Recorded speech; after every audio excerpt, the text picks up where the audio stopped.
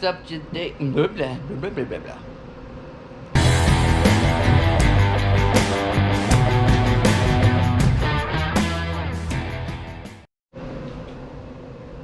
Hey everybody, welcome back to the channel.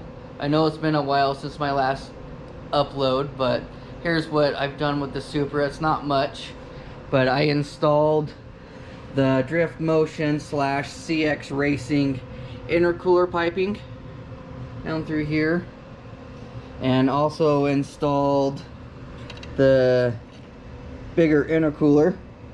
What I did to secure it, I went and bought some aluminum straps here to secure the top. I cut the middle core support out right here to make it fit. Also had to relocate or make a different overflow. This came from a Suzuki Samurai for my overflow. Fits right in here. Let's go take a look underneath.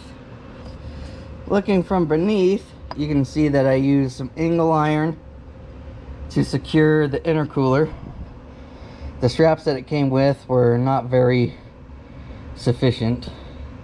I relocated the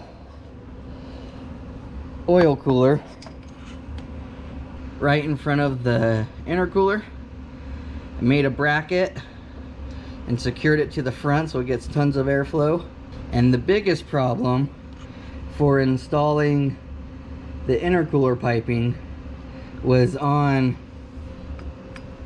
the inside of the inner fender, way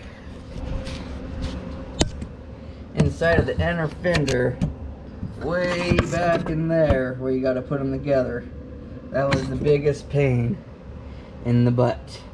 The next upgrade will be getting 550 injectors put in, and the Lexus AFM mod will be the next upload. I'm just waiting for some money. So until then, thanks for watching.